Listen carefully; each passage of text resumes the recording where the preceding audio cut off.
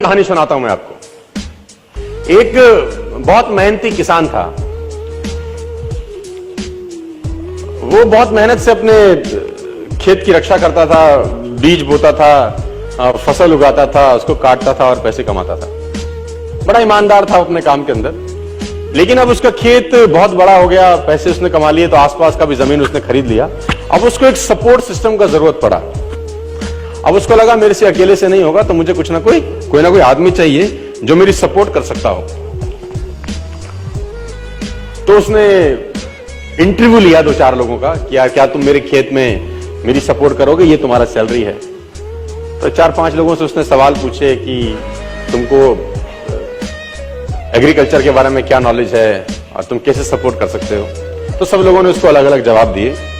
उसको किसी का जवाब समझ नहीं आया तो उसने सबको रिजेक्ट कर दिया। एक लड़के से उसने सवाल पूछा कि तुम क्या करोगे, कैसे करोगे। तो उस लड़के ने बड़ा अटपटा जवाब दिया। समझ उसको नहीं आया, लेकिन उसने उस जवाब के कारण उसको रख लिया। उसने बोला तुम क्या करोगे। वो बोला I can sleep when the wind blows. जब बहुत तेज हवा चलेगी तो मैं सो जाऊंगा। उसको समझ नहीं आया, लेकिन उसने इसके अटपटे जवाब के कारण उसको रख लिया। इसका पता नहीं क्या मतलब है, देखते हैं। अब वो दोनों खेत की रक्षा करने लगे। बढ़िया फर्स्ट क्लास फसल होती थी, काटते थे। एक बार रात को जो मालिक था उस खेतों का, उसने दौड़ते दौड़ते ढूंढा उस आदमी को जिसने उसको नौकरी पे रखा था, I can sleep when the wind blows को। और दौड़ते दौड़ते गया क्योंकि बहुत तूफान आ गया। तो उसको लगा यार ये फसल मेरी खराब हो जाएगी और जितने भी जानवर बंधे हुए हैं ये सब इधर उधर भाग जाएंगे। तो फटाफट देखो सो रहा है पागल आदमी इतना तूफान में, तो कम से कम उसको फसल की रक्षा करनी पड़ेगी। ऊपर कुछ डाले, कुछ करे, जानवरों को पकड़े, ये देखे। और वो अंदर गया तो वो आराम से मस्त सो रहा था। उसने बोला उठ, तेरे को पता नहीं कि तेरी नौकरी क्या है। उसने बोला मैंने तो कहा ही था I can sleep when the wind blows. उसने कहा ये पागल बेवकूफ आदमी है, कहां मेरे पल्ले पड़ गया है, मैं खुद ही करता हूं, तो जब तक जागेगा तब तक काम हो जाएगा। वो फटाफट जाके देखा, उसने जितने उसके पशु थे वो फर्स्ट क्लास तरीके से उसने बांध के साइड पे ऑलरेडी रखे हुए थे। जितनी फसल थी उसकी बढ़िया तरीके से उसने चौकीदारी कर रखी थी कि कोई तकलीफ नहीं है। उसने बोला जाके सो जाओ, मैंने काम ऑलरेडी पहले से कर रखा है।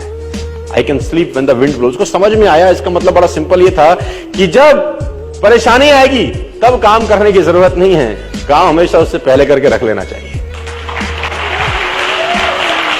तो ये जो अकाउंटेबिलिटी है ना यार, अकाउंटेबिलिटी बड़ी सिंपल है कि लोग काम तब चालू करते हैं जब तूफान आ जाता है ना। वो कहते हैं टेक अम्ब्रेला बिफोर रेन। आदमी को छाता हमेशा बारिश आने से पहले ले लेना चाहिए। मुझे आज भी याद है कि मैंने नया मर्सिडीज लिया 2012 के अंदर। मेरी गाड़ी का टायर पंचर हो गया। तो जैसे ही मैंने पंचर लगाने के लिए मर्सिडीज का पीछे टूल किट खोला तो मैंने देखा वहां पर व्हाइट ग्लव्स पड़े थे 2। मैंने बहुत सारी गाड़ियां चलाई, लेकिन मैंने पहली बार किसी गाड़ी में व्हाइट ग्लव्स देखे। यानी मर्सिडीज को ध्यान था कि अगर इसकी गाड़ी पंचर हो गई और इसने पंचर लगाने की कोशिश की तो इसके हाथ गंदे ना हो। ग्लव्स 50 रुपए के आते हैं, कोई भी गाड़ी रख सकती है, लेकिन रखती नहीं है। यही फर्क है मर्सिडीज में और बाकी सारी कंपनियों में। 50 रुपए के ग्लव्स आते हैं, किसी गाड़ी में नहीं आते।